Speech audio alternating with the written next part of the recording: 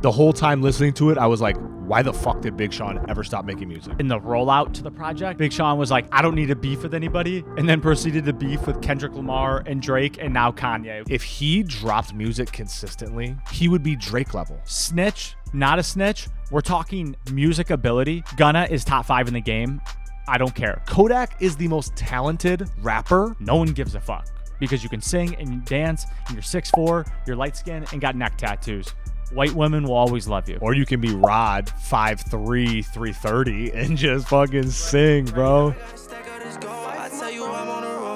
About to get all this dough. Me and no fuck niggas know. I swear to God we the ghosts. This ain't the story they told. Man, if you know, then you know. I never had to tell my dogs that we on road for greatness. They paper getters, they want money. Welcome back to the Real Oshow. I'm Zachary. Joining me as always is my brother Joshua. And if you clicked on this video, you are interested in two white guys discussing Better Me Than You, Big Sean's new project after 4 or 5 years of just ghosting everything.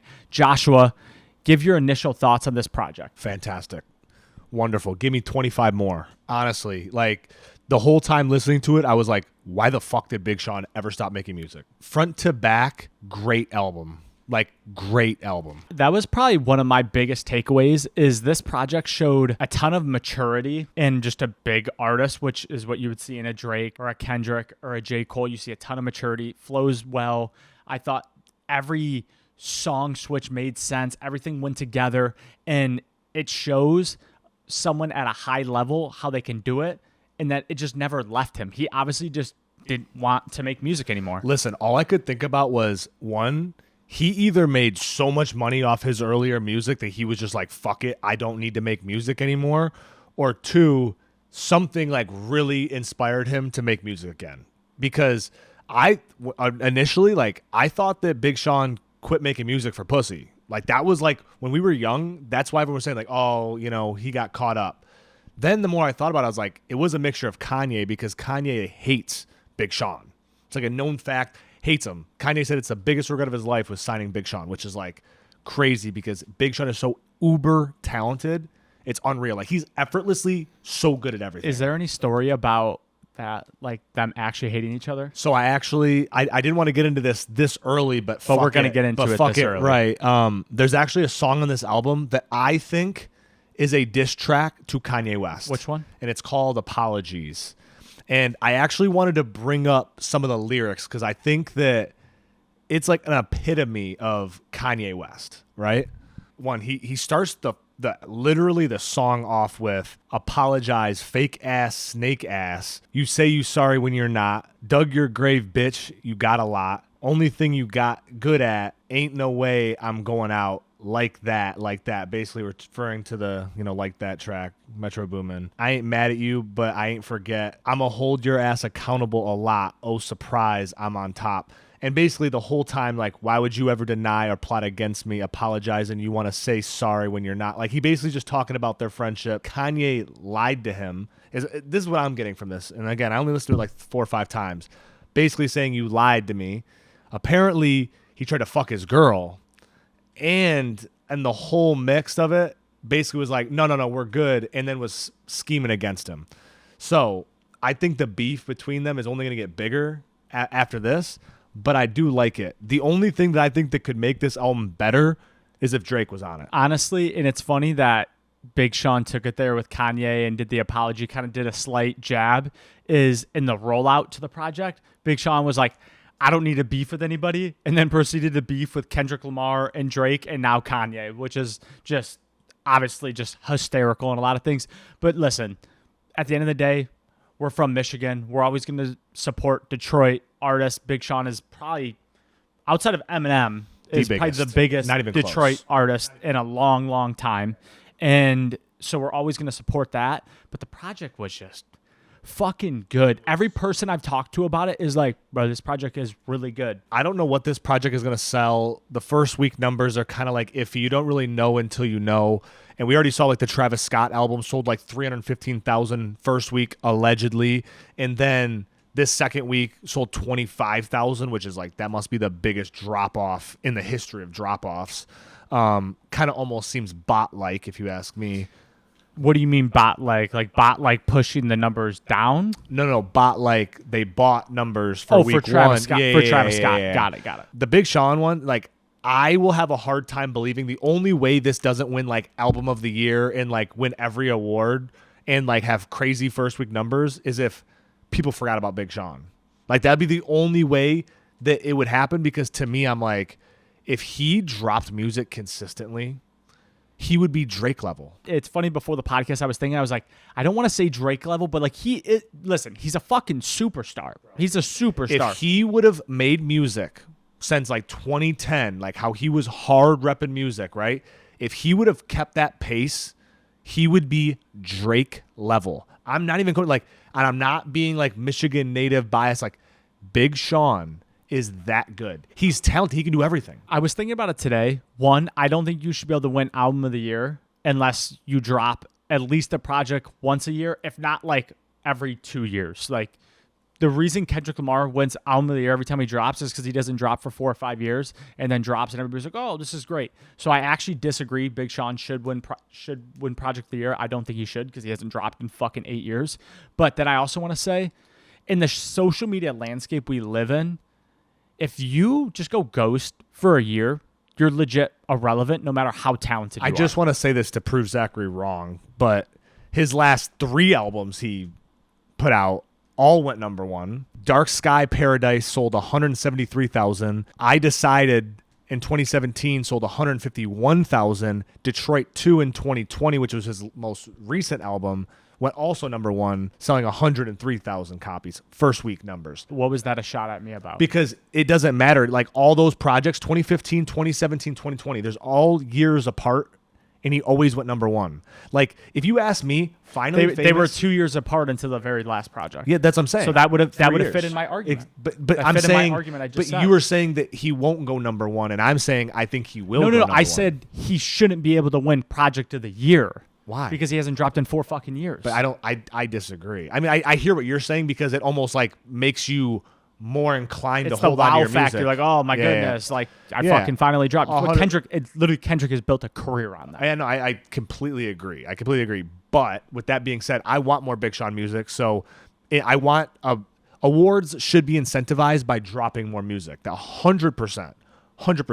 But when I look at like Big Sean's first week numbers, like let me just read everyone these first week numbers. Finally Famous, arguably his debut album, might be his best album he ever It's his produced. best project. Outside of this one, because this one might age very well. But 87,000 first week sales debut album. That's nuts. Hall of Fame, also classic, 72,000. And then again, I already went into the Dark Paradise, I Decided in Detroit 2, that were all over 100,000+ first week numbers, which is crazy. Not many people are doing that. It is really weird what's happening with the first week sales, and I talk about it all the time. First week sales actually don't matter, because really it's just the hype to the project, right? It doesn't mean the project's good or bad, because Travis Scott just had 300,000 and then no one listened to it week 2. So the first week sales really don't matter, but there is something really weird going on with these first week sales. Like everybody's selling like 10,000, and everybody 4 years ago was like 80,000.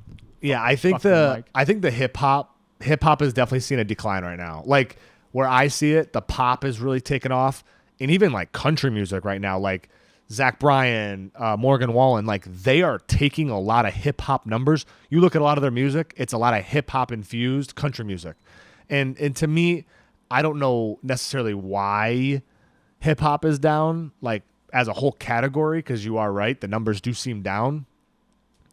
But with that being said, Travis did sell 316,000 first week, so that's pretty high. But two, this is what I think it really is, and we've talked about a lot on this channel, and you've definitely said it a lot. You've been very vocal about it. They don't sell tickets. No. Country, pop, they perform, they sell tickets. Rap artists, outside of like legit like 6 of them, cannot sell out a tour. I'm glad you said that, because shout out Rod Wave has his 3rd tour in 3 years that he's about to do, and all I could think about was how much money is Rod making right now, because he is like the only hip hop artist outside of Drake that can sell tours like this. Like it's like who can? Because I asked myself, Future and Metro Boomin couldn't do it in the midst of a beef with Drake. I mean, Lil Baby was canceling shows, Kid Laroi was canceling shows. Like if these guys who are superstars can't Kendrick sell, could do it. Kendrick could sell a show. Yeah. But Kendrick again, could do it. Kendrick has the exclusivity where it's like you're in your mind, if you see Kendrick touring, you're like, this could be his last tour. I feel that way about Drake in a lot of ways. I don't. I truly think in my heart of heart, bro, Drake loves the game. Bro, I left my 30s or left my 20s and I still want to party. Like, bro, he is in it, dog. Nah, I like left my 30s and still want to party. It's 30s it's and still want to party. Yeah, whatever. And, it doesn't and as matter. Rod Wave said, I got to go and get it while they still fucking with me. So Yeah. that's why he's going on tour again. And also just, but Rod Wave is a spectacle. I've said it before. You either have to be able to sing your ass off or perform your ass off. Or you're like Chris Brown and can do both. And no matter what you do in your life, no one gives a fuck. Yeah. Because you can sing and you dance and you're 6'4", you're light skinned and got neck tattoos. White women will always love you. Or you can be Rod 5'3", 330 and just fucking Ready sing, bro. to fucking eat a fullback. Dude, I love Rod. And again, I'm a guy who is going to go to see Rod for the third year in a row because I'm that big of a fan of Rod. And we used to go to a ton of hip-hop shows, and it's like Rod is in a different category, and he doesn't even try barely. Do you know what I mean? Like, I'm in my heart of heart, I'm just like, Rod, I hope you're like training, like getting in the gym a little bit for this tour because I'm like, bruh, I want you to be around till you're 30. He's only fucking 25 years old. It's funny because Adele just came out and said she's like going to go ghost for years and years. But listen, Adele's different. Adele's different. Agree, but I put Rod Wave in the same categories of like a performance as Adele. No. Obviously, Adele, listen, this is going to get a lot of clicks, so I want to make sure we clip this up right. But Adele sings her ass off. Rod Wave sells by singing his ass off. It is a completely different genre, but like Adele's like, fuck this performance shit, I'm going ghost. Rod Wave is probably going to do the same thing, but right now, he's singing his ass off. You want to know the difference between Adele and Rod Wave? Outside of music, Adele is married to a billionaire, Rich Paul. That's another thing why she doesn't need to perform. And two, Adele has literally sold 1 billion tickets. Like, literally 1 billion tickets. She's Taylor Swift level. 100%. Like that, but she's like, Adele could go on tour and sell every city in the country in the world. But what I want to clarify for anybody who's made it this far, I'm putting them in the same category because like Adele's not up there shaking her ass and dancing and showing titties. She's standing at a microphone and singing her ass off. Yeah. That's what Rod Wave does. Rod Wave doesn't even sing. He's just fucking kind of bouncing around. No, Rod will do it, bro. Again, I love Rod Wave. He can command 80,000 people to sing in a stadium. Not many people can do that. Like, you can walk into a Rod Wave show and not know a single song and just go off vibes and be like, holy fuck, that was incredible. This motherfucker packed like a playoff game.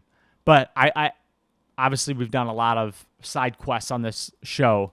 Joshua, if you have a top 3, do you have a top 3 for Big Sean's project? So my 2 early top 3 would be in no particular order. This is just the order that they are on the album. Break the Cycle. 1, I love it. Anybody can get The Rock on a voicemail. That's priceless. You cannot buy The Rock calling you like that. And I think it goes over a lot of people's head. Like, you can't buy that. Like, that's a friendship. That's a relationship. You can't buy that.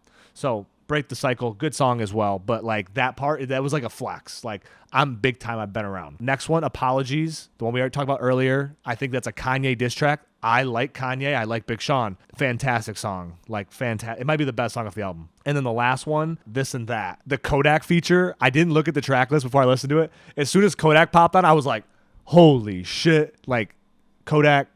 I don't know what the fuck. I don't know if Kodak's on drugs. I don't know what Kodak does. Half the time I'm like, I hope he's not dead.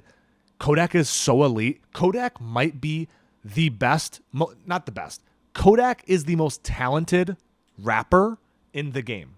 Like, effortlessly talented. The only other person that could do that was like a Juice WRLD level, just freestyle for days.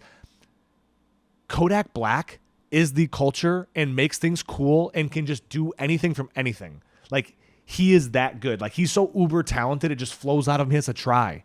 Like, it's incredible. We usually have pretty similar top 3s, and this time we have 1 of 3 the same. So This and That, and it's funny, you picked the Kodak verse. I actually took the Bryson Tiller verse out of that. I said he was rapping like the rent was due, and it flows so well with Big Sean. You could like, I would do a lot of things for a tour and like a 6-song, 10-song project of just Big Sean and Bryson Tiller together. I feel like they really feed off each other. So this and that, I have Who You Are in parentheses Superstar. I really liked. Break the Cycle is actually an honorable mention. I do like that song as well. Like I had a lot of honorable mentions. Like there was not a skip on this album. And then I have one more. It Is What It Is. Gunna. Listen, it's time to really have a serious fucking conversation about Gunna. Snitch, not a snitch. We're talking just music ability. Gunna is top 5 in the game. I don't care. Oh, right now? 100%. Like, he is so fucking good. And I just want to say those are my top 3. So this and that, Who You Are, It Is What It Is. And then I also want to give a huge shout out. It's funny you picked The Rock things because we always kind of have similar things. The Rock thing is kind of I'd call that like a skit. You know, maybe it's an intro, however you want to classify it. Yeah. The skits on the project I thought were great. Yeah, I agree. I think that's, again, that's a Detroit thing. Eminem was the one who like made skits big. So it's like, to Tory me. Lanez does that a lot as well in his projects. Yeah, I mean, Tory, again, uber But talented. Toronto. I was going to say Gunna's player comparison in the NFL is CJ Stroud. Just kind of out of nowhere. Like a guy who people thought was going to be good, but like not that good. Like when Lil Baby and Gunna came out, everyone would have bet Baby would be way better. Now as the water kind of levels, Gunna is like way more talented. Same with Bryce Young and CJ Stroud. Like everyone was like, "Oh, Bryce Young is that guy," even though people were like, "Oh, he's CJ's pretty good." That's my player comparison. It's kind of a little left field, but still. Yeah, and honestly, I'm interested to see what Big Sean does with this. Like I don't know what he's going. Hope that Obviously, he makes it's a more tour. music. Obviously, I hope he makes more music.